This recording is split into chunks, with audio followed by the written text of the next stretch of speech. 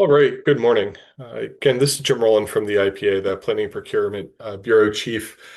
We're going to get started with the session just to ensure that we maximize the amount of time we have to talk and get your feedback and information as we go throughout. And I want to be cognizant of taking up all of your time.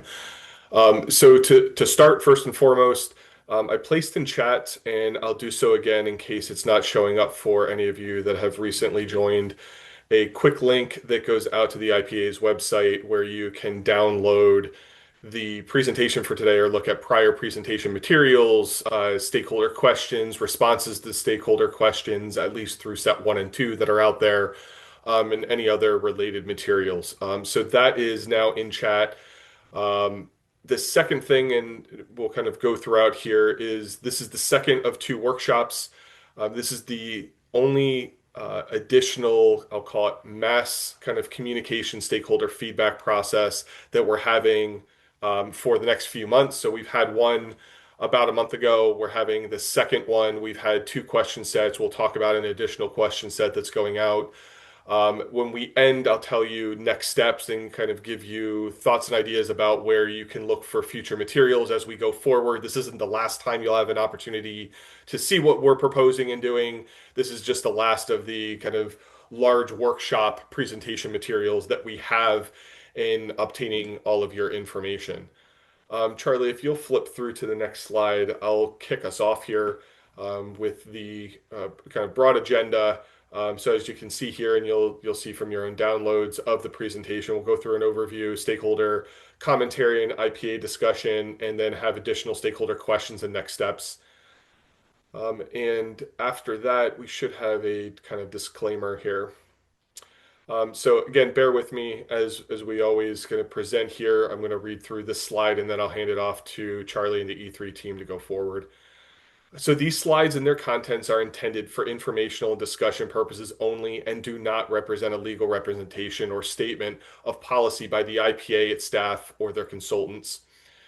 Content presented and any view or opinions expressed during the webinar do not represent a legal interpretation, statement of policy, or statement of fact by the IPA, its staff, or its consultants. The objective of this webinar is to provide information and elicit participation from a variety of stakeholders, all of you today, to inform the agency on the potential uses of the long-term clean energy procurement mechanism. This is a specific mechanism, as we've discussed before, stemming out of SERJA. It's a subcomponent and will be likely a chapter within the 2027 electricity procurement plan.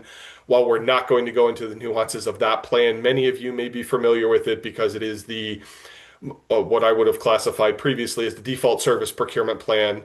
It now will have a section on this within it. Default services for those that do not shop, those customers that do not shop for their electricity. To be clear, this is not a default service product procurement.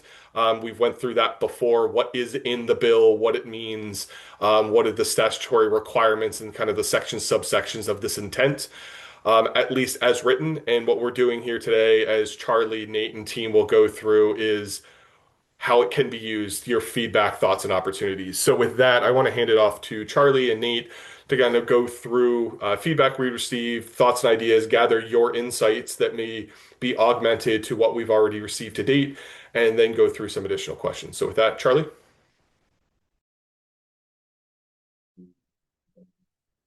Thanks, Jim.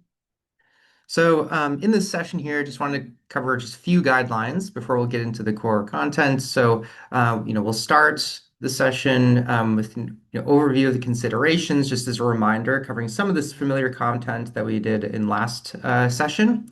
And then we'll go over some of the stakeholder comments that we'd received to date, following the second set of questions.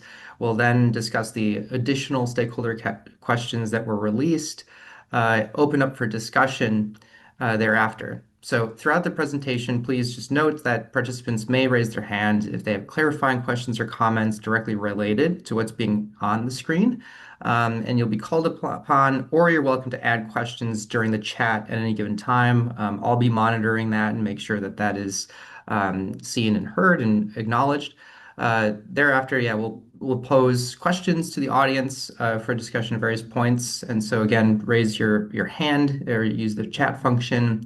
But please just hold the very broad general questions or comments until the end of the presentation. We'll take your questions in the order in which they receive and also switch between different people proposing questions just to ensure fairness and cycling through before one participant who's asked multiple questions is circled back to. And with that, we'll transition into the core content, and I'll pass the mic over to my colleague at E3, Nate Miller. Thanks, Charlie. We can advance past the overview slide. So very briefly, the next few slides are a review. They're duplicative from the last time, but this is just to kind of set the stage for the discussion today. Just again, a reminder, there's a lot going on in Illinois these days. I think everyone here can feel that. We certainly do as well. Of the various planning processes and studies related to the electricity and also the broader energy landscape within Illinois. The IPA electricity procurement plan is the specific planning process, as Jim mentioned, that this particular workshop and discussion falls into this year. But also, as Jim mentioned, this is not just for default service customers. This is a new mechanism under SERJA that will apply and can apply to the broader suite of all retail customers in Illinois. So the next slide, please, Charlie. Again, just as a brief review, that this procurement mechanism that is defined and authorized by SERJA is intended to be a mechanism for state agencies to initiate procurements for new resources. And specifically, SERJA calls out some core elements of how this mechanism is supposed to be used. It's supposed to be used to facilitate additional supply, so new resources, to address resource adequacy challenges upon an identification of need in the RA study. That was a study released last December, and as updated by the integrated resource planning process.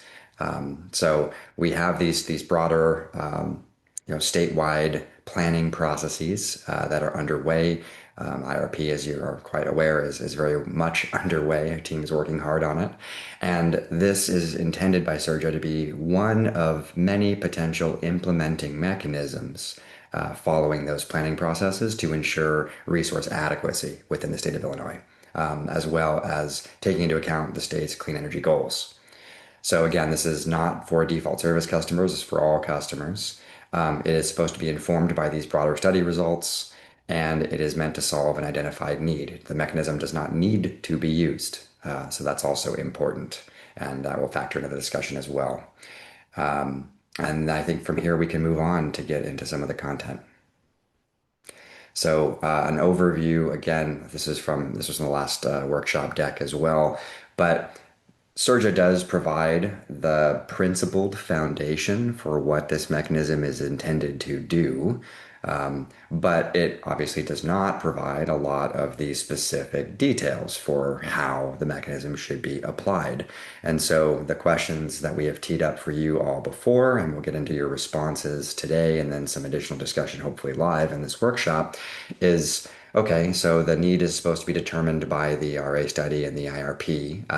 Well, how specifically should that need be determined from those studies to a procurement process in use of this mechanism? What specific products should this mechanism buy? And how should contracting work? What should terms look like? What kind of time horizon or contract term should be applied for new resources? What kind of a procurement process in terms of eligibility requirements of different products, technology neutral or technology carve-outs, all these different specific implementation details need to be worked out. And then ultimately at the end, it does say in the law that this implementation mechanism should be competitively neutral, and all of you stakeholders agreed with that. But the devil's in the details. So what does that actually mean? How should that be implemented? There's a lot to be worked out there as well. So let's go to the next slide here. And just a reminder of the timeline that the IPA is planning for a chapter in the energy procurement plan, electricity procurement plan, that is going to be released later this summer. And that chapter will have the initial outline discussion of the stakeholder process we have gone through to date regarding this mechanism and any conclusions that the IPA, would like to put forth in that plan for its review by the Commission and ultimate future consideration. So we're in progress of, receiving your feedback and taking into account, our own thoughts and understandings of the law, and we will be putting together a synthesized version, sort of a summary of a so what at the end of the day. That will be a chapter in the EPP for the 2027 year. Next slide. Okay, so now we're going to hop right into the stakeholder commentary and hopefully some discussion. In other words, what did you all tell us when we asked you for your opinions? So, just as a reminder, framing, I know there's a lot going on these days. The IPA issued an announcement on April 30th, communicating their presentation materials for the first workshop. Stakeholder responses from the first request for comments were posted, and then a second request for comments, a question list, was issued.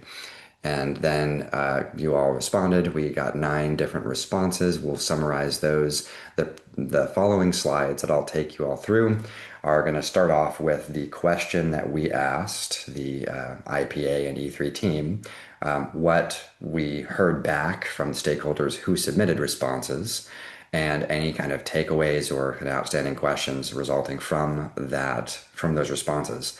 And then we'll be opening up to some additional discussion, from you all in this forum. All right, Charlie, let's go on to the next and get into it.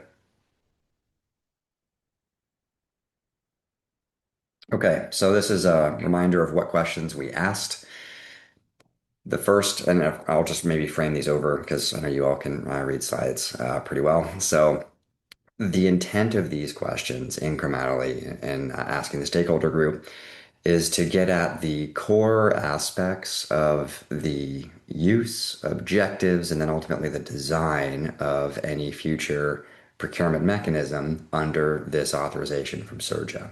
So first and foremost, we wanted to frame the question of what guidelines should govern the design and use of this mechanism to balance state agency and state priorities and needs relative to the ongoing functioning of the regional markets and their market structures, as well as Illinois' competitive retail market structure.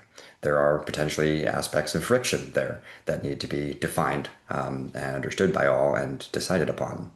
Then secondly, taking a downscaled view, how should the need or procurement target of resources for this procurement mechanism actually sort of stem from the IRP process or RA study? How frequently should procurements be conducted? What should trigger and justify new procurement events? How should products in the procurement be evaluated against one another to meet the targets? Should this be resource adequacy, accredited capacity only? Should this be an all attribute? What are the merits and demerits of each? And what should kind of an evaluation criteria look like? That should stem from the objectives of what we're trying to achieve with this mechanism. And then finally is on cost caps or other guardrails within the procurement process design that would be designed to protect Illinois customers from increased rates from this process. So we're going to step through the responses that you all put forth from each of these in series here. Again, we got 9 total responses. We got a few major themes. I'll just tick through them and then we'll step into each question.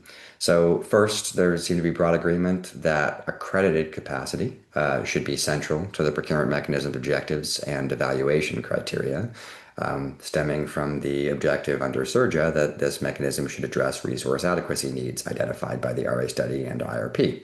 And so that certainly made a lot of sense. There was broad agreement. Similarly, broad agreement that the procurement should be new resources, not existing resources. So not just a kind of existing or new agnostic. This should only be targeted to incremental new capacity. And additionally, that the mechanism should remain compatible within the PJM and MISO market constructs, and also compatible with Illinois' retail competitive market structure for retail service. There's a broad agreement that the procurement should use competitive process, like an all-source RFP, Generally, I think there's a technology neutral element that came through strongly in the comments. All the comments have been posted as well, so you can all see what each other wrote. And finally, there is a general cadence that maybe annually or once every 2 years, biennially, the procurement should take place. And there is also a continued emphasis from a number of the stakeholders on not over procuring and also ensuring customer protections, but there weren't many details offered specifically as to how that might be accomplished. There were some disagreements about whether procurement should happen ahead of the IRP being finalized or sooner. But broadly, I think most of the responses anchored to that this should follow from IRP results. So it was kind of a bit of a split that was weighted towards post IRP. And then there's also some kind of disagreement, or at least lack of specific alignment, whether cost caps should exist and how they should be designed. So let's step into the first question here. I guess we have one more key summary.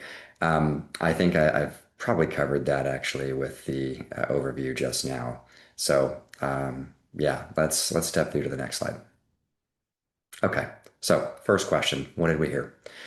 This is around the guidelines for the design and use of the mechanism relative to the existing RTO market functions, including the capacity markets, of course, principally, and Illinois' competitive retail market structure. So, first, again, this is a broad summary of comments received. So regarding the first procurement under this mechanism, again, broad agreement, it should stem from the RA study and IRP process. Most respondents indicated no major commitment should occur before the IRP is finalized. And there was some note that maybe a pilot procurement could inform the scalability, and there could be a staged element to this process as well. Now, talking about how this procurement should interrelate or interact with RTO market structures, broad agreement that it should be ensured with capacity requirements and, of course, capacity accreditation mechanisms with the RTOs. If you're going to buy products for resource adequacy, it makes sense to evaluate and understand those products in the context of how the official capacity markets work within MISO and PJM. It should correct structural gaps in markets while preserving the functioning of these market constructs. And then we're getting into the kinds of resources that should be prioritized. And I would say that there's broad agreement, but not much specificity here in general. And getting into that, just stepping in, reliability valued resources, in other words, resource adequacy and accredited capacity, broad agreement on that. There was also broad agreement that this, should be aligned with Illinois' state goals, but this is where there was a lack of specificity. There was a number of comments saying that this should not replace any general renewable energy procurement, such as the existing REC procurement processes that the IPA already undertakes. This should be complementary and designed to really fill an RA need. And it should be, additive to that process, not replacing. Then at the end here, let's see. Oh yeah, we had the interregional transmission developers, of course, wanting the interregional transmission and projects attached to those lines to be treated on equal footing within state resources. Then we also heard around competitive neutrality in terms of the design and use of the mechanism, is that this applying to all LSE's load serving entities within Illinois, including the utilities for default service and alternative retail electric suppliers or ARIES, that neither should be disadvantaged or required to assume long-term risks, and that the cost allocation of any of these new procurements should be designed to avoid duplicative procurements. Specifically, there were some comments, including from the areas themselves, that any procurement identification of need here should take into account existing contracts and procurements that the areas have already done in their role as retail suppliers in the state. And that also the competitive neutrality should require that each LSE has opportunities to do its own procurement or have an alternative compliance pathway to just receiving a cost share of any new resources that might get done. So, again, overall, what we see here is that there's broad agreement on the big picture items and not so much agreement or necessarily proposals for some of the devilish details of how this might work out, which is a fair place to start for a new mechanism that is being worked out. That's why we have workshops. So let's go to the next slide here. Talk about need determination, similarly. So need determination being, we have the RA study, which showed there's need across different scenarios ranging. The IRP process is, of course, underway. And the IRP, similarly, in evaluating a number of different scenarios, will determine different amounts of need. So while there's broad agreement that we should, the agency should anchor this procurement mechanism to need, there are different load growth scenarios, different retirement scenarios, different scenarios across the board. So which number do you use, right? Like that, there's this downscaled detail element that is still, tricky and needs to be decided before any procurement could take place. And so that's the gist of this question. And in general, again, broad agreement that it should stem from these planning processes. And I know the IRP results have not been, released; they're still in progress and haven't been socialized. So I imagine that the stakeholder group will have some more specific ideas once those results are out there numerically. We had a couple of folks basically suggest that Illinois should not wait until after the IRP process, given the timelines. But the majority of respondents indicated that it made sense to wait and follow from the IRP results. Again, I think it's also important to note that the RTOs, especially PJM, are continuing to look at their own resource adequacy situation and mechanisms and market designs and come up with different ways to address some of the shortfall issues that are rising. And in effect, the backstop procurement proposed by PJM should be something that is considered within the implementation of any such procurement by Illinois agencies. And of course, broad agreement that accredited capacity should kind of follow RTO standards so that those products are aligned with RTO products. Finally, the specifics on developing a need target was that existing procurements should be taken into account. That what the alternative retail suppliers have already done or plan to do, that there should be a consideration of the residual need, taking into account those actions that they're already taking for their own portfolios and customers. There's definitely some broad agreement that seasonality, location should be considered, and talking about say different parts of Illinois and different footprints, the MISO footprint and MISO 4 versus the ComEd footprint, and that other considerations around project specific characteristics, development timelines, interconnection status, deliverability, et cetera, should also be considered. Let's go on to the next slide here. Okay, so triggering procurement events. How frequently? And I think in general, the respondents, you all said, well, it depends on what you're trying to buy and what the results are of the planning processes, especially the mitigation plan and the IRP. Some suggestions that these procurements should be staged and not trying to be a single, massive procurement that solves for everything at once. In terms of frequency, again, broad consensus that we saw between every year to every 2 years, but with some flexibility noted by a number of respondents to, essentially respond to real world conditions at hand rather than being too prescriptive about how this procurement should be done. But that some regularity around the expectation of procurements would be helpful for all other participants in the market within Illinois, including the ARIES, to plan around these procurements and understand them, as well as I think from the developer side, having a sort of set market expectation of what this will look like in Illinois. And then we have a couple of other kind of common messages that we saw within the responding comments on other times when procurements may be triggered. This is more about the flexibility rather than the just every year we're doing this or every 2 years we're doing this. that if there's a procurement that falls short, that there would be an additional procurement that could then try to make up that gap. Any additional kind of changes in material conditions on the ground, so to speak, regarding load forecasts or reliability needs that are materializing that may happen, quote, off cycle from any kind of a regular schedule. And in addition, some respondents noted that a shortfall in clean energy procurement might also factor into a justification here, even though this mechanism should support resource adequacy principally.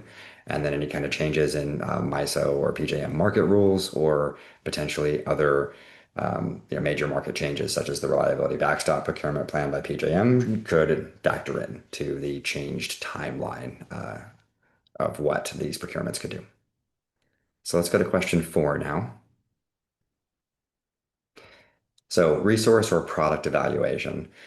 Um, Basically, we wanted to understand at a high level what you all thought about how products should be evaluated.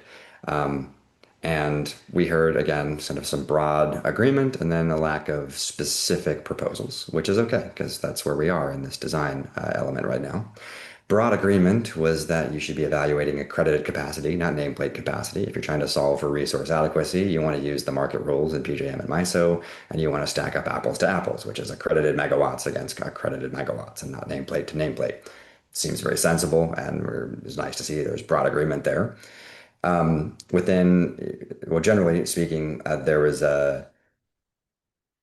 I would say, broad alignment that a technology neutrality should be a principle here, rather than having, specific carve-outs. This should be more based on what attributes the state is looking to procure and pitting those attributes of different technologies and projects against one another in as sort of fair footing, equal footing as possible, namely through the lens of accredited capacity. Where I am going to inject a bit here to hopefully tee up some of your thoughts as we get into discussion in the next hour, that where there's a lack of specificity or alignment from the comments thus far, I would say is around the definition of, well, what is a clean resource versus solving for resource adequacy, right? Because that's where there could be quite a big difference. Wind and solar have lower ELCCs than storage, which has a lower ELCC than thermal resources. And so, looking across the range of technologies that are available today for a near-term procurement, if something were to be done, say, next year, that would come online a few years after that. There's some friction. I can see a lack of specificity regarding, what clean looks like and what technologies may or may not qualify there, and what resource adequacy looks like and the relative cost of dollar per megawatt of accredited capacity. There's a bit of a disconnect, and so that's a bridge that needs to be defined in this kind of a procurement structure. Furthermore, again, I would say integrated or bundled offerings. There's broad agreement that if you're going to go buy a new resource, it's helpful for buyer and seller to buy everything. But then there's also a number of you see down at the bottom here that the risk profile was a concern that a lot of respondents raised. Obviously, there is a certain inherent symmetry there of risk and contract term and all attributes. In other words, if you're a buyer, you go out to the market and you ask for everything, you're going to buy all attributes from a resource, right? That increasingly looks something like, I'd say, tolling agreement at the extreme end. Now you can, liquidate those products at different market prices and do different strike prices and things like that. But generally speaking, if you're going out and buying all attributes of a project over 20 years, you are locking in a fixed price for a lot of floating value products in a market. So that carries exactly sort of symmetrical benefits and costs potentially from risks. Market prices may be higher or lower than the stack of what you're paying a fixed price for. You're paying a fixed price and you're trading that for floating value. It helps developers finance new projects to have revenue certainty, but with revenue certainty committed on the buyer side, again, you may be in or out of the money in any given year over time. So by locking in a fixed price for longer, it creates stability, but stability is its own, you've locked in a price. Its own risk needs to be evaluated. You can't really get one without the other. So I think there is still probably some work to be done here in defining what that should look like and how that then plays into, say, cost allocation and other elements here, as well as the design of the contracts themselves, all the way up to the objectives of what it is you're trying to buy in the first place. So let's go to the next slide and look at question 5. Okay, this is on cost caps or guardrails. We wanted to ask this question explicitly because I think we can all appreciate that, especially in the near term, today plus 12 months. I mean, we don't know the future, but we can see all the trend lines. All the trend lines point to resources are more expensive and that there's a lot of cost uncertainty regarding almost every resource out there. And so having cost caps or guardrails in a procurement mechanism could be a reasonable consideration from the perspective of the agencies looking to protect customers from locking in prices over 20 years that may be, quote, too high. And what we heard from all the stakeholders, at least those who responded, was majority said yes, it's important to have some kind of a cost cap or guardrail, some consideration to protect from kind of an unbounded price. But we also heard from a few different respondents saying no, as long as the RFP is competitive and you get enough participation, then the price is the price. And you shouldn't, or the agency should not try to impose some kind of an arbitrary cap out there. And I think this is also a point I hope we can get into some discussion, some live thoughts, knowing that this forum is intended to be a forum for ideation and discussion and not one of, dug in positions or trenches or anything like that. When we think about cost guardrails, right, there are a lot of different ways that this can be put into practice, right? And those could be market benchmarks, as in, well, this is the capacity price today. At what point are you willing to buy a resource that is a 20-year contract that's higher than today's capacity price, which is very possible in the market, especially with the anticipated, the current price caps in PJM and the possible continuance of those price caps in PJM. It's very possible we could end up in a situation where the cost of new resources are just higher than the actual market price, the quote penalty price that LSEs would otherwise pay. What does that mean, should be done? The collective action problem. It's a market design problem. It's an implementation problem. And so that's a question that we should ask, right? And it'd be a thoughtful question to ask and address.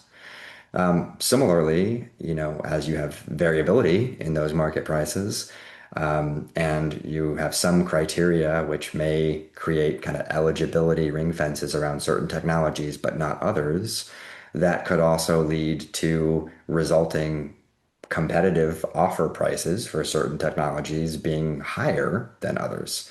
And so, how you define eligibility is in part going to shape the kinds of bids you get. How you define what you buy in terms of products will shape the kinds of bids you get, right? And again, if you're trying to balance risk and reward of having a long-term fixed price for all attributes, or only some attributes, that will also come into play regarding the effective price that developers will charge you for that contract based on the risks that they are taking and the risks they're not taking. So all that needs to be considered, I would say, in the design of a sound procurement mechanism that has, an intentional series of sort of competitive intent and benchmarks, as well as guardrails of some kind for what the state will commit to buying at the end of the procurement process. So let's go to the next question summary here. And that was the set of total 5 that we asked you all. So at this point, what we wanted to do is tee up the next set of stakeholder questions, which have been posted. And then after we tee up those questions, wanting to block out the next steps functionally are going to be to integrate responses from all of you from this entire process, including today's discussion and any responses that you may submit to these next questions, and then to write up a proposed kind of summary chapter of what we heard from all the stakeholders and what the IPA would propose to do for its 2027 plan within the 2027 EPP for this mechanism. And sort of tee out, what would flow from there in any future determinative process. So at this point, Charlie, you want to take us through the questions that we have teed up for everyone? And then I think we'd like to launch into an open floor kind of discussion, recognizing we have a good amount of time that Mhm. hopefully we can draw out some additional thoughts. Again, keeping into account or taking into account that this is intended to be a sort of open forum brainstorm, discussion session. And we hope that folks may have some thoughts or questions, even to ask the E3 team or the agencies and how we're thinking about things. So Yeah, take it away, Charlie. thank you, Nate. And thank you, everyone. I would just maybe like to pause briefly. So again, I've been monitoring the chat, just seeing if anyone has added comments, or raised hands um, during each of the slides that we were presenting. Again, this was what we received and summarized from the last set of questions. If there's any burning thoughts on your mind right now related to any of the prior slides and questions that we went over before we dive into the next set of questions, maybe I'll just pause here and open it up. If there's anyone who wants to jump in right away, just so that, sometimes you may lose that thought as we go through some of the next questions. So maybe I'll just pause briefly there, or again, add your question to the chat before we take it into the next set of questions. So I'll just pause for a moment and then we'll move forward if I don't get any active hands raised or questions related specifically to the prior set of questions and the summary that Nate provided.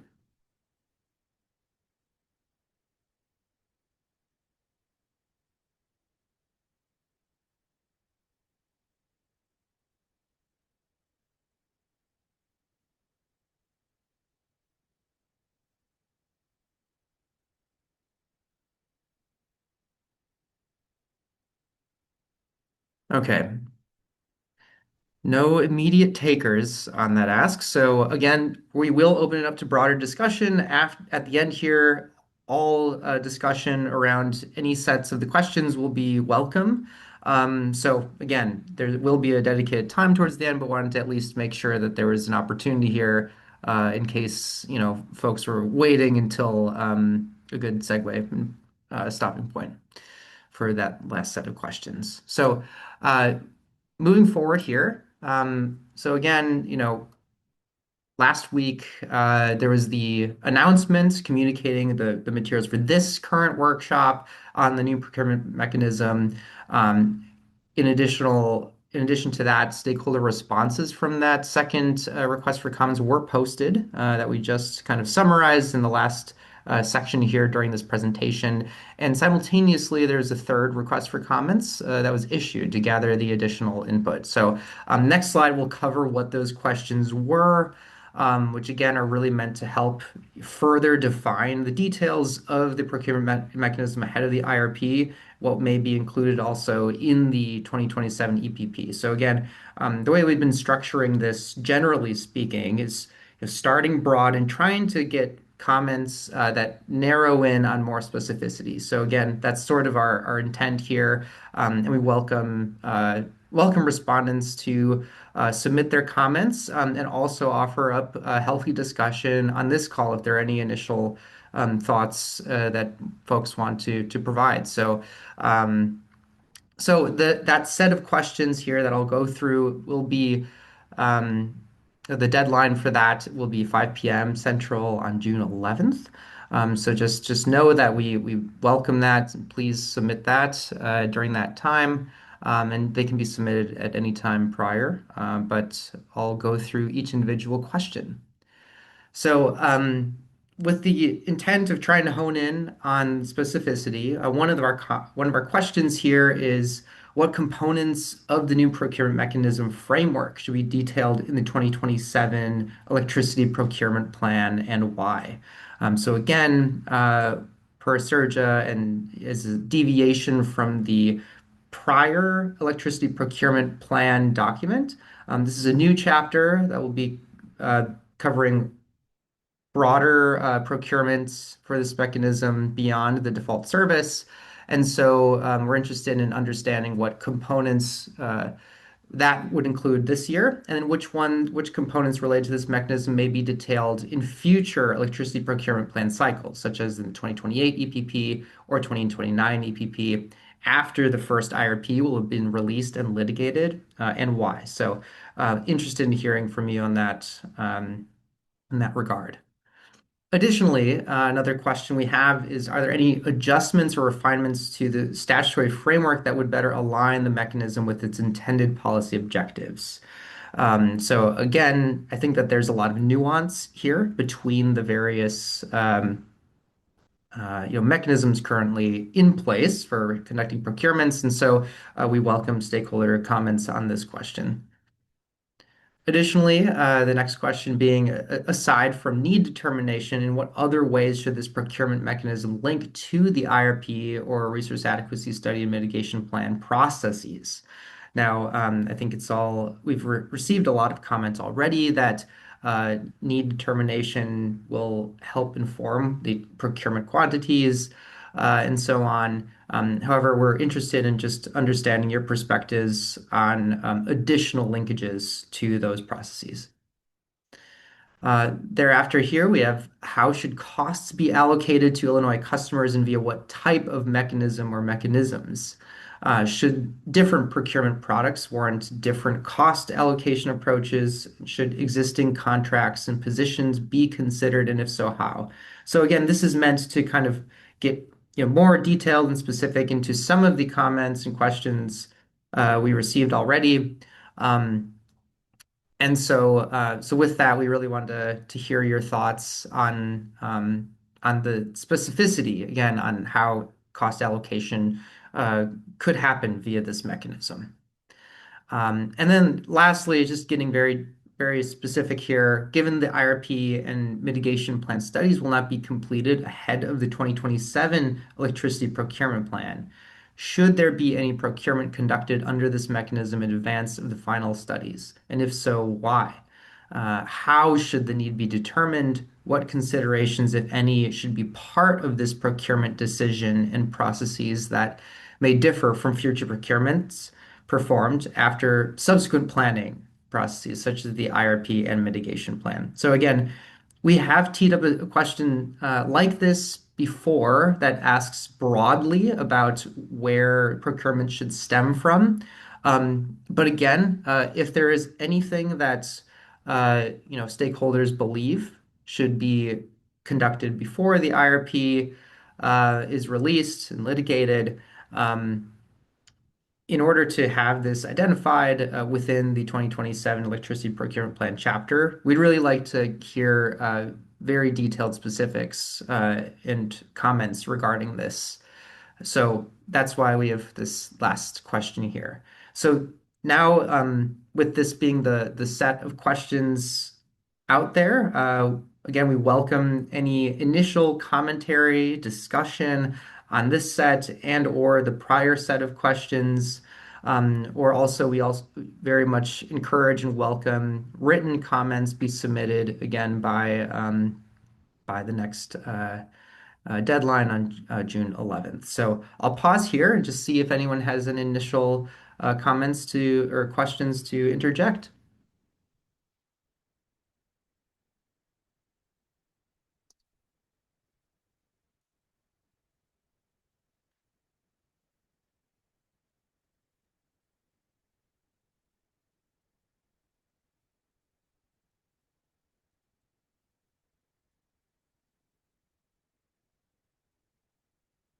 Any takers?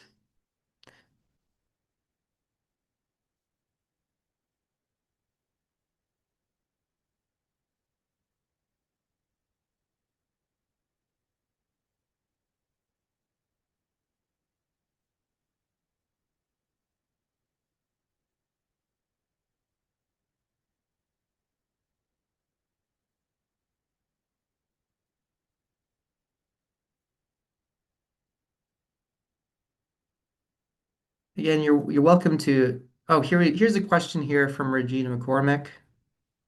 Do you have any more detail regarding components you would consider for the first question?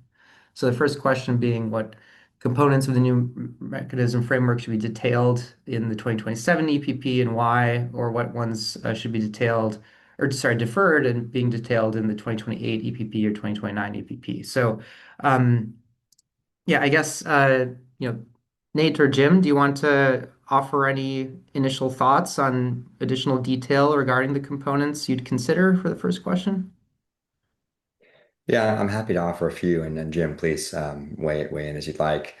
When we think about the scope and nature of the 2027 EPP, right? The EPP is a plan of what the IPA is going to do to go out to the market and buy power to manage the cost of retail supply for default service customers. That is the core objective of the EPP. Now, knowing that this potential mechanism, the use of this mechanism, would be beyond default service customers and would be all customers, then similarly, the objective of whatever we put into the EPP regarding this mechanism would be a plan for how it would be or would not be used for the 2027 cycle of the IPA's planning and procurement framework. So, in other words, if this procurement mechanism were to be used, then that chapter would need to say, this is what this procurement is going to do. This is where the need determination is. These are the products the procurement will go after. This is how, in general, at least broad strokes, that procurement would be conducted and how it would be evaluated, and sort of the whole scoping, essentially, of what that procurement would look like. But it would also, if the IPA, decides not to use this mechanism at all for the 2027 EPP, then it would be a chapter describing why the IPA is not electing to use this mechanism with its attendant definitions for the 2027 year. So I'll just tease out, I'll try to be a little bit more specific to maybe gather some thoughts from the room here. For example, the need determination should come from the RA study and be updated by the IRP. Well, the IRP won't be done yet when this report is submitted, right? So because the IRP won't be done yet, all we have is the RA study. The RA study does indicate some specific megawatts of shortfall risk across different scenarios, but which number do you choose? This chapter would need to say, well, this is the number we would choose, and this is why we would feel justified to go out to buy stuff before broader portfolio analysis is done and that litigated process of the IRP is finished. And so that sets a certain standard of, I'd say, justification to go out with the mechanism ahead of the IRP, which has a broader suite of analysis. And that was likely to come up with, a number of more nuanced potential options regarding the entire Illinois policy framework and market needs. So specifically, I would see, speaking for E3, not for the IPA, that there need to be a pretty high standard of proof or justification for the IP to go take action, to go out and buy things ahead of this much richer analysis that will be released shortly after this report. And so that's why we've asked the stakeholder group here as well to kind of weigh in here of what justification, would be used and, what attendant detailed implementation criteria or guidelines should be applied to that. I see another question in the chat, Charlie, is that right? Yeah. Well, let's first, yeah, I'd I love think for I'd folks to welcome any respond to that comments or for from, Jim to weigh in. Yeah. yeah, Yeah, thanks, Regina, and I'd welcome any further commentary in response to that question from, Jim or Brian from the IPA. yeah, Brian, why don't you come off mute? You should be able to do so and add a little bit more. And for those of you on this call here, Brian is our director here at the IPA. So Brian, please feel free. Sure, and I think I agree with everything that Nate just laid out there too, but I'd just add a little bit more to it as I'm thinking about the chapter more broadly. This is not the first time that IPA and electricity procurement plans have looked to procure products to serve something more than default supply load. And there's institutional knowledge that we have from having gone through that effort about 15 years ago, before I was at the IPA, but as the ICC at the time.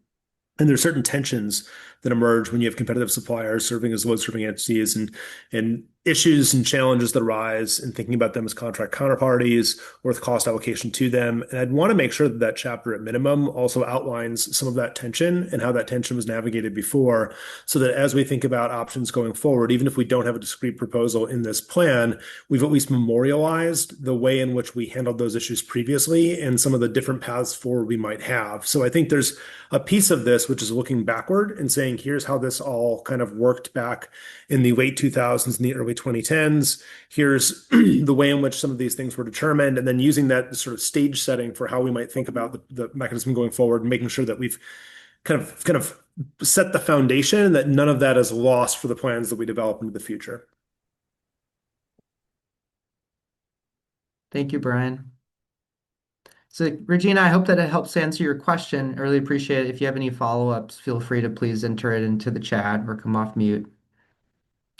We do have another question from Colleen Smith asking for, can you share more as to what you mean for the second question as well? The intended policy objectives are explicit in the statutory framework. So again, yeah, this question, are there any adjustments or refinements to the statutory framework that would better align the mechanism with its intended policy objectives? And for this one, yeah, I think I'd welcome, you know, the IPA representatives or Nate's, maybe just to describe a little bit more of the intent or maybe some of the nuances, uh, between this mechanism and others that currently exist, to, gather feedback from the stakeholders. Yeah, so one of the things I'll start out with, and Brian, I know you are also close in kind of negotiations and support of this mechanism, so feel free to add more in. But what we're looking at here is, through Surge, we have the IRP process, right? And we have the resource adequacy mitigation plan process that Nate's spoken to previously. It's looking at a broad spectrum of technologies and opportunities. The state itself already has a number of policy initiatives, the easiest of which I can point to is the RPS standards and our clean energy initiatives that we have, right? And so you look at those, we look at the mechanisms that we currently have in place, the plans that the IPA currently leverages to support the current policy initiatives that we have. Long-term clean energy procurement plan. This has both the utility scale renewable procurements. It includes the programs Illinois Shines and Solar for All. It also includes other provisions that kind of loosely govern, supporting of the RPS and those renewable and clean energy initiatives that we have. We also now are working toward what will be the energy storage procurement plan. This right now we have the storage procurement coming up later this year. We'll have the plan being posted next year and working toward an actual utility scale energy storage procurement plan itself. So what we're looking for here, or I would be looking for here, is feedback on the different policy initiatives that we have, some of which are still prospective, right? They're coming out of the IRP and the RA mitigation plan processes, but what those policy initiatives could be in relation to what the statutory obligations are. So, are there things missed? Are there gaps somewhere? Is there greater specificity needed? Is there just clarification needed? Maybe it's not a change to, I'll say, the law in and of itself. It's really a refinement or explanation of how certain provisions can be used with regards to this framework. So, the long-term clean energy procurement framework itself. We already have certain plans. There may be a very clear reason why we want to use those instead of this mechanism. If it's purely renewable related, maybe we just want to use the long-term plan that we currently have. Or if it's just storage related, we have the plan that will be developed next year that we can leverage. Maybe there's a hybridization that's needed, and I'm not trying to say that word as a hybrid resource, but just a integration of concepts and ideas together that this mechanism could be used for, or some broader context. Nate explained earlier about the opportunity use of capacity and how capacity could be better leveraged than what we're currently seeing or not seeing as it relates to our procurements.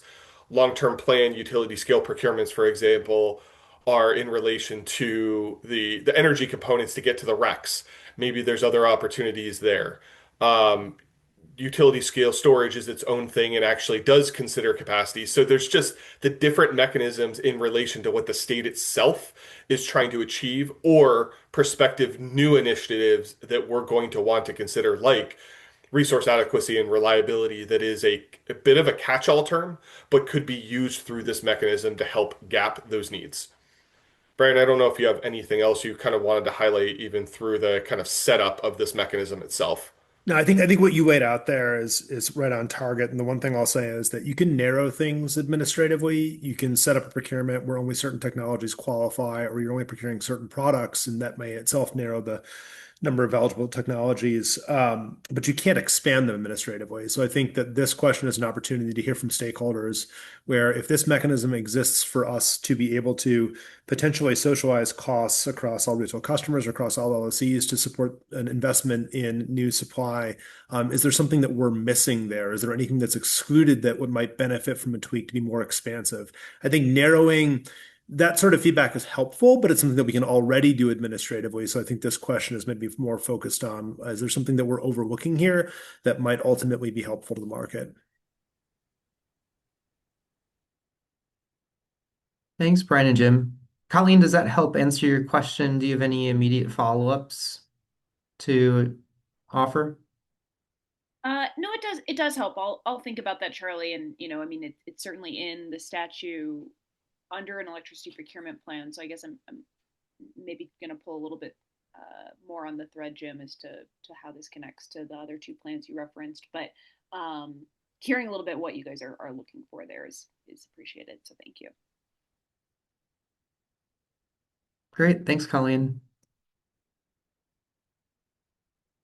Are there any other questions that folks want to offer or discussion around this set of questions or the prior perspectives? Yeah, we welcome folks to enter those into the chat or raise their hand.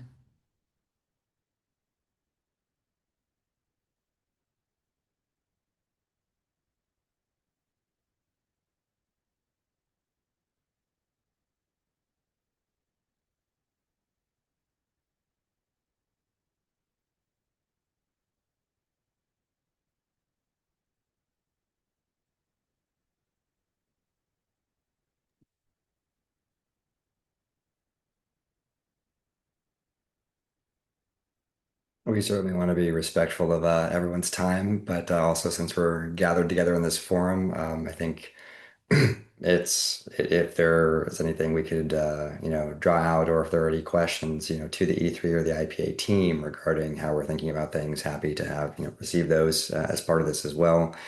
And also maybe happy just to call out a few specific issues that would have to be determined, or that could come into play in the design of such a mechanism, maybe just to get kind of some extra thoughts going in this forum. So one of the big considerations here, just taking a step back, right, macro framework of what's happening in Illinois, is there's a lot of large load growth, right? Now, large load in Illinois, like data centers, those are not default service customers, right? They're being cited in the state. They are generally exposed to market prices to respond to reliability and their own energy needs, and are making their own decisions regarding how those costs are managed and how resources backstopping that data center load is being managed. There's an inherent question here of if you have, say, an IRP result or an RA study result that shows large loads are driving a need for reliable resources, accredited megawatts within the zones of Illinois, how should that be solved, right? That's a key policy question. It's a market design question. It's do you assume that those loads will follow market rules and pricing signals, and kind of it'll work out on its own? Should the state do anything regarding that obligation? The extent to which load growth within Illinois is creating a new megawatt need, all else equal, in a capacity market construct of MISO and PJM, that will mean higher capacity prices within Illinois. Those higher capacity prices will affect non-large load customers. What should the state do for that? There's also then a related question of, well, in the current competitive structure of Illinois, it is the responsibility of Aries to manage that cost and then to compete with one another for customers to offer competitive rates in an environment where capacity costs may be increasing. What is the state's role, if any, to actually interfere or intervene in that? Or should the IPA continue to just serve default service customers, business as usual, with its EPP, and actually not address either of those other two issues because there are market constructs and designs and responsibilities already in place there? So, what we want to make sure we're laying out on the table, hopefully drawing some thoughts out here, is that there is nothing that presupposes that this mechanism is a change to the inherent market structure of electrical supply in Illinois or risks and responsibilities for resource adequacy. Now, part of the other challenge there inherent to the broader capacity markets is that every market participant is part of one big power pool. Everyone bears the same risk. What happens in Ohio affects Illinois and vice versa, right, in PJM footprint. What happens in southern Illinois and Minnesota also affects customers in both areas. It is a common resource adequacy need from the RTO system that the market construct of the capacity auctions are designed to address. To the extent that those market prices do or do not address those needs or support new resources or incentives for who is buying what of those new resources, all of that is ultimately important context that should inform how the state agencies of Illinois approach their role in this ecosystem and their role in what to do post IRP. So there's some of the big picture questions that really hit at the heart of the design of any kind of implementation framework, procurement framework, and the cost allocation of that framework. And those questions need to have answers before any procurement could be done. So those are the kinds of issues that the state is looking at and needing to understand. And those are also the specific kinds of questions that, the state would be interested in hearing from the stakeholder group regarding.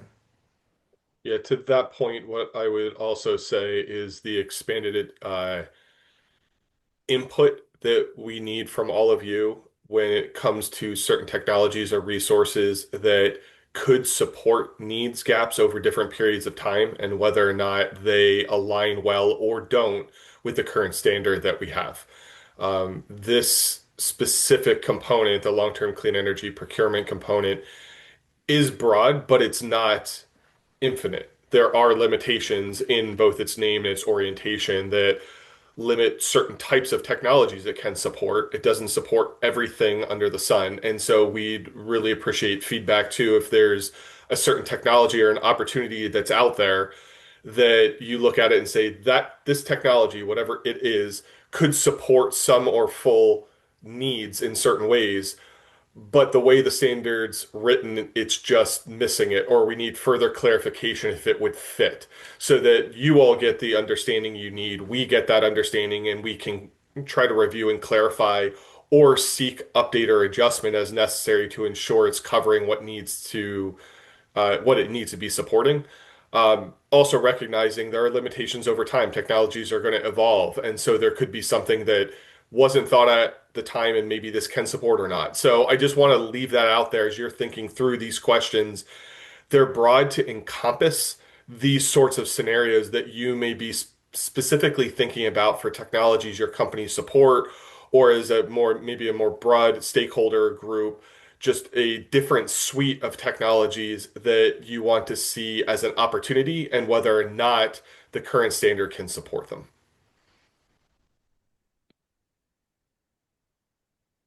Thanks both. Interested to hear if stakeholders will have any discussion in response to those additional questions teed up. I do see Andrew Plenge from ComEd. Thank you. I see your hand is raised. Please feel free to chime in here. Thank you. Yeah, thanks. So we'll hold off on our comments. We're definitely planning on submitting some in a week. But Nate, everyone's raised a lot of sort of the complicating issues that we've got to navigate, which some of them you think of more in the IRP proceeding versus this one, et cetera. So all very much on top of our mind.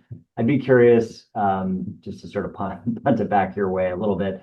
Do you see plenty of states in the union. How many is anyone further along in thinking through some of this? Obviously, the unique nature of Illinois makes it hard to be too comparable, but my guess is everyone's trying to kind of feel their way through this a little bit, but I'm not sure if anyone has sort of had a timely recent sort of evolution in their procurement process that we can maybe look to for inspiration.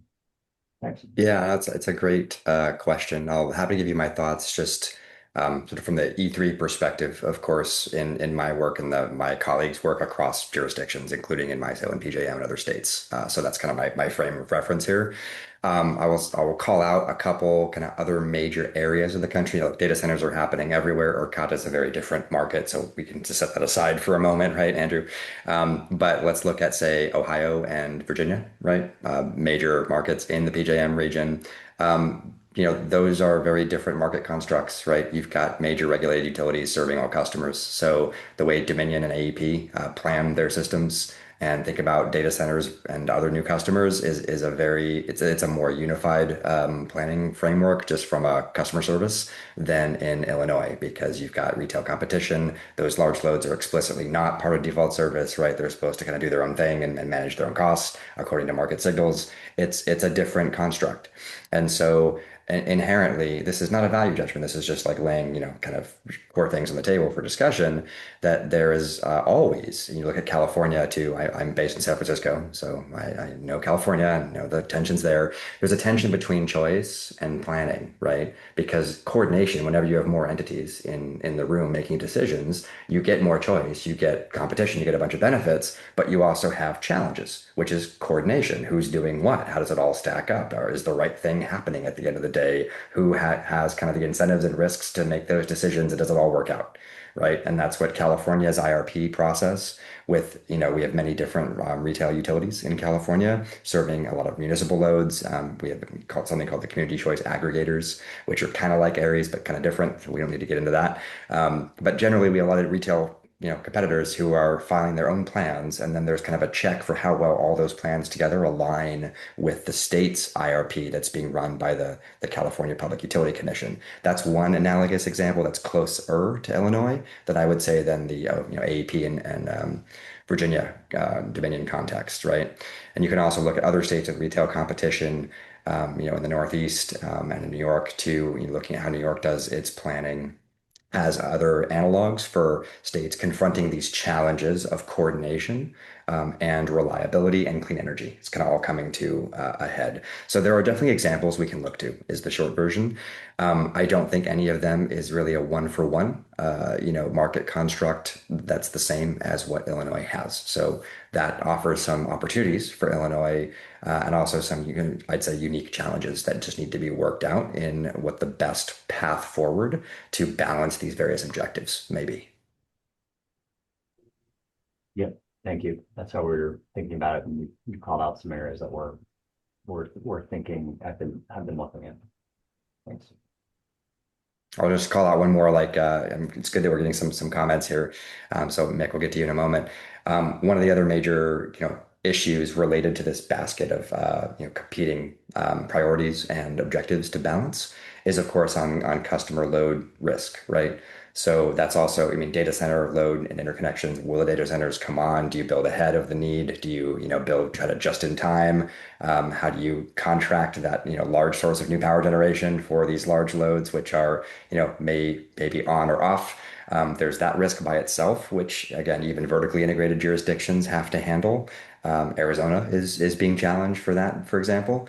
But then you also have the challenge in an inherent retail competitive structure of, well, what if you buy, for your own customers and then your customers depart to a competitor? And how does that math all work? And how does that help or hinder kind of, planning decisions and procurements for new resources, right? So these are just the issues that need to be worked out, not presupposing any solutions here. Mick, why don't you chime in here? Yeah, hi guys, Mick McGuckin from SoGreen HVDC Link. Thanks for the presentation, really useful. Just a very quick question. It's more of a double check, to be honest. On the last one, I just want to check the studies won't be complete ahead of 2027 EPP. I take it the 2027 EPP, that's a fixed line in the sand and that can't be pushed out a little bit to allow the studies to be to be completed in advance. I was just thinking, oh, could it be pushed out just to get everything aligned? But I take it that 2027 EPP is a fixed point that we can't move. Is that correct? Yeah, Yeah, Jim, you want to comment on this? that's right. Yeah, so a couple things, Mick, to kind of think through in this process, because also recognizing kind of you and your firm as well as many other stakeholders, the EPP process that differs from the long-term plan is an annual process as well. So one of the things to consider about this, and actually why we have the demarcation, the first question is we do have to submit our plan statutorily by uh, publish it by mid-August, and immediately then or shortly thereafter enter into litigation and ICC order and approval of the plan so that we can ensure we have approval for what our default service procurement mix is. That is for those customers that don't shop, how we're going out to secure that supply. But the other important note to this is even though the IRP and the mitigation plan processes, at least the litigation starting, will be in November and going through 2027, we will have a 2028 EPP and a 2029 EPP. So there is an opportunity here that while we may not have the mechanism set here and now in the 2027 EPP that we're working on, we're going to be running through this basically this time of year every year for the foreseeable future, just with the cadence that is this electricity procurement plan that we can then pull back in. So if there are findings in November, and depending on the timing associated with the litigation through the ICC of the IRP and the mitigation plan, we can try to queue it up then as well and have that information feed into the timing of this plan. Okay, thanks, Jim. That's what I thought. It's a mandatory requirement every year, but as I say, I just wanted to double check. So appreciate the confirmation. Absolutely. No, it's a good question.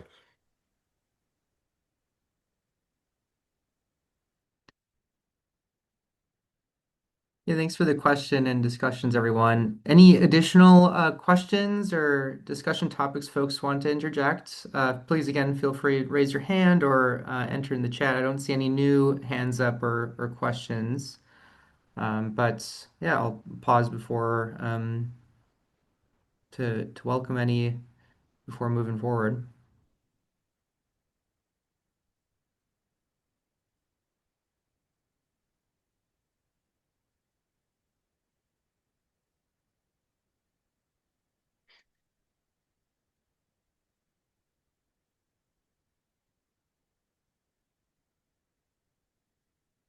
All right. Well, maybe a bit before and just leaving the opportunity for folks to still add questions if there's any on the mind. Before we move forward, maybe additional comments from Brian or Jim or Nate before we move forward. The one thing I wanted to add in here is this is a little bit of a different posture than we're normally in with a lot of stakeholders, where we're talking about the ongoing operation of our renewable energy incentive programs or other items around negotiation and development legislation, because all of these discussions concern the development of a power procurement plan. And because of that, there are requirements under Section 50-39 of the Illinois Procurement Code, specifically 50-39A, which are unique to the IPA and unique to the development of power procurement plan, that limits our ability to engage in bilateral discussions about the content of that plan. We can, but the initiator of that conversation then has a communication disclosure requirement where they have to make a report from the procurement policy board. So I just wanted to make sure parties are aware of that, because if you're normally interacting with us when it comes to something like the operation of our programs or things that we're doing about the procurement of environmental attributes, that may or may not be the case, or there may or may not be limitations on those conversations. But here, because this is a power procurement plan and this goes into the annual electricity procurement plan, it's a little bit different posture, and there is that reporting requirement triggered. And given the fact that, really since the RPS got moved to sort of a separate plan, most of our annual plan litigation only involves a handful of parties. I'm guessing outside of the utilities, most are not used to engaging in this specific lane of what the IPA does. So I just wanted to make sure that was something that everyone was aware of.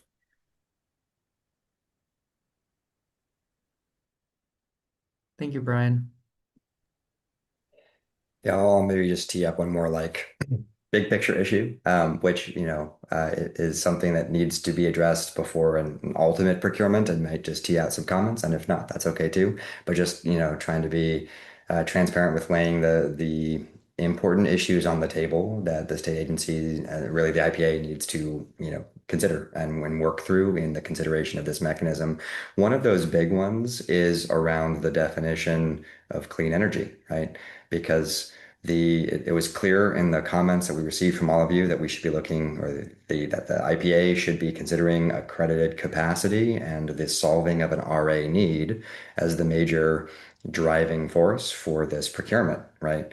Now, we also can look very fairly at wind and solar resources, and there's quite limited accredited capacity attached to those resources. And in fact, when you look at the sort of sum total of the value of those resources and energy and their capacity contribution and their renewable attribute value, capacity is the smallest of those three attributes.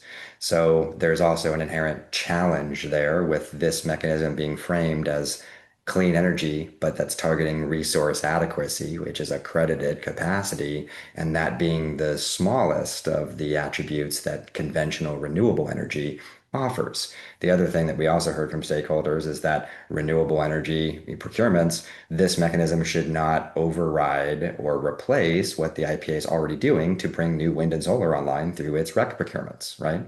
So with that tension involved, storage is interesting, but storage is not an energy generating resource. It is a load, right? It has round trip efficiency losses. So storage is a load.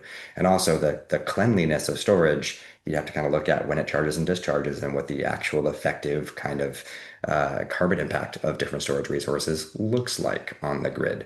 And so when we all think about this mechanism is intended by Surja to be a clean energy RA focused attribute, it's actually not clear what technology out there fits that equation, right? And how that does dovetail or not actually being, sort of duplicative of what the IPA is already doing to procure clean energy and emissions reduction through its REC procurement programs, right? Versus solving a resource adequacy need where resources that have a much higher accredited capacity, such as gas generation, is not really eligible under the letter of the law as we read this here. So there's an inherent tension there where it's like what resource actually fits under this mechanism that solves for that. Again, the stakeholder responses all said, yes, it should be clean and yes, it should be RA. But when you start to stack them up to match them to real technologies available, and then these other considerations, it's hard to kind of thread that needle. And so I just want to lay that issue out for any comments or questions here as well.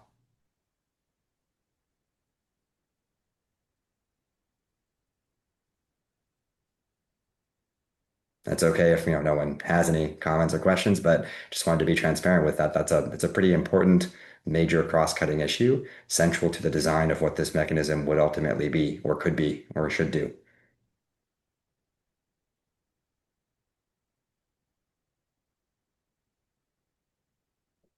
Thank you, Nate. Any folks want to chime in? Last minute thoughts or comments on those topics? Any of the prior?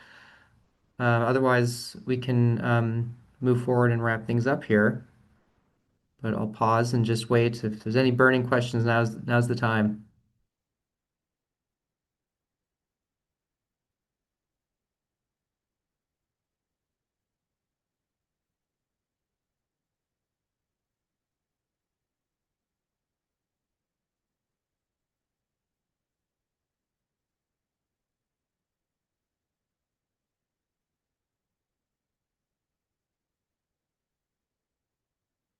Okay.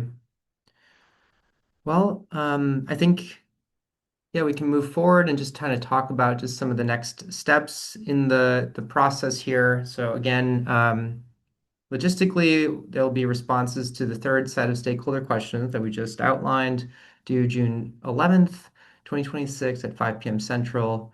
And again, as we'd laid out in the timeline slide previously, the draft 2027 EPP will be published on August 15th, 2026, which will include a new chapter focused on this new procurement mechanism.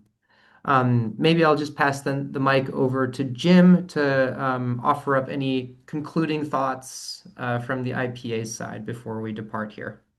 Thanks, Nate or Charlie. So the last thing here that I want to leave everyone with is a bit of the timing for future engagement. So as I kind of open this workshop, The next major stakeholder engagement component is actually during the publication or the post-publication of the draft EPP. As Nate and Charlie have up on screen, we'll be publishing the 15th. Now I looked it up. The 15th is a weekend, so it'll be actually the first business day thereafter, which is, I believe, the 17th. But basically, mid-August, we'll be publishing. One thing to note for many of you is the EPP process is slightly faster than the LTP process for the duration of the window. This is open for feedback. I believe it's 30 days. So I just want to make note of that. If you're used to participating in the LTP and think you have a bit more time, it's a bit shorter on this one, just so you know. Um, the other thing is then once we finish this, we have about 2 weeks to make updates to the draft plan and then file it with the commission.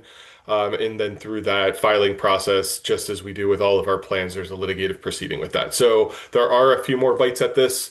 As Charlie has up on screen here too, we have our third and final stakeholder question set that's out there. It's due in a little over a week, about a week and a half.